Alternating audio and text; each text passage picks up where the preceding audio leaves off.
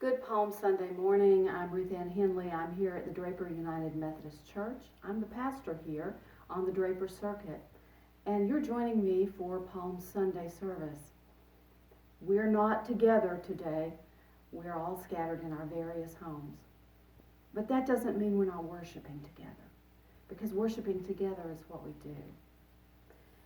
So today I want to show you just 3 snapshots really quickly from Scripture to illustrate what this day is about and maybe bring us back to where we really are.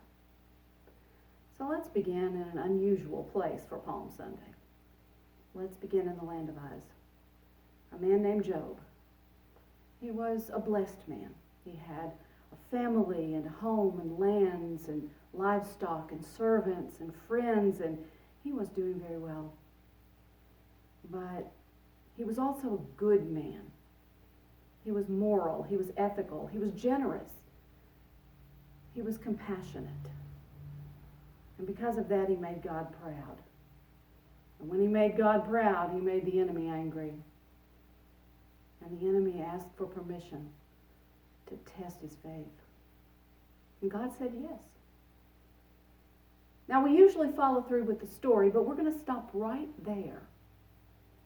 At that very moment when maybe Job had the slightest inkling that something was about to go terribly wrong, we're going to ask ourselves a question.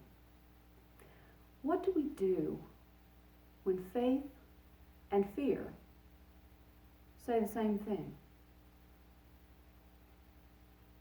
Fast forward a couple thousand years and you're right outside the city of Jerusalem, and Jesus is mounting a borrowed donkey. He's heading into Jerusalem toward the King's Gate. And by riding through that gate, he's sort of entering a job application. He wants to be seen as king. And as he rides through the gate, the crowds go wild.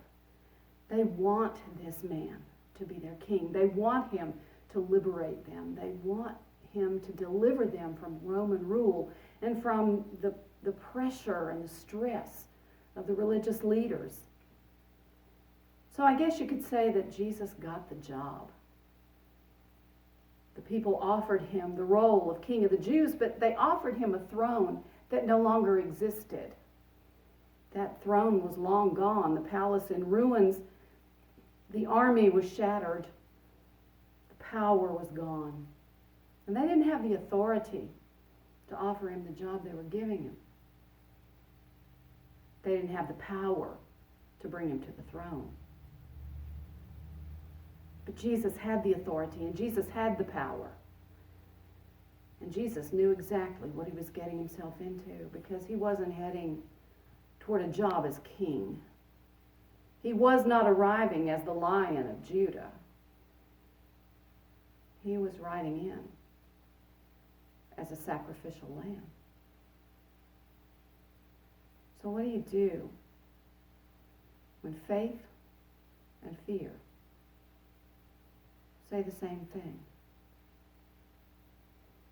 Just a little later, or in the upper room around a table, Jesus was sitting with his disciples, and they were finishing a meal. And at the end of the meal, he picked up the cup and the plate.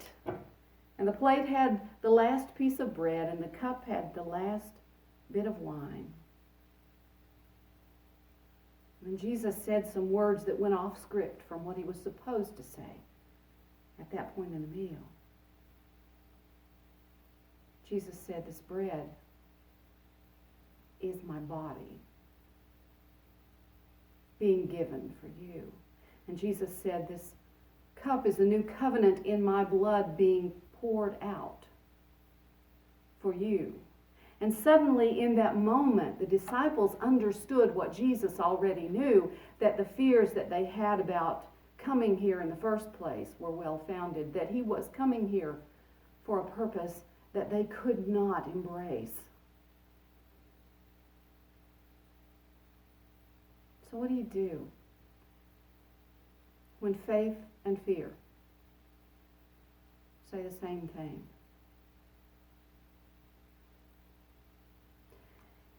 We're not in Uz, and we're not in Jerusalem. We're in Draper. And here in Draper, we are sitting in the middle of a creeping virus that is scattering us and keeping us from the house of worship today. And we know the numbers. We see that curve that will or will not flatten. We understand. And this morning, in this place, for so many of us, faith and fear may be saying the same thing. Sisters and brothers, we've got trouble coming toward us. We shouldn't doubt that. But how should we deal with it? Well, as always, we turn to Scripture. And in the Gospel of John,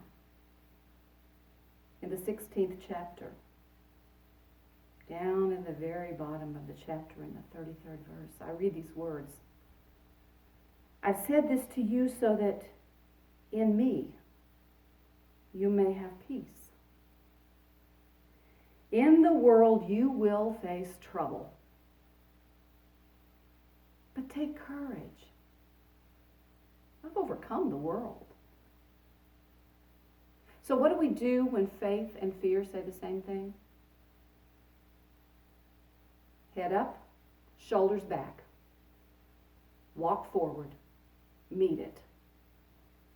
Believe that the Lord who called us didn't call us to harm us, but to use us and to build through us a kingdom that will not fall. So, virus or no virus, the church is alive and well. Jesus has come to be king, and Jesus has overcome the world. So peace to you. Amen.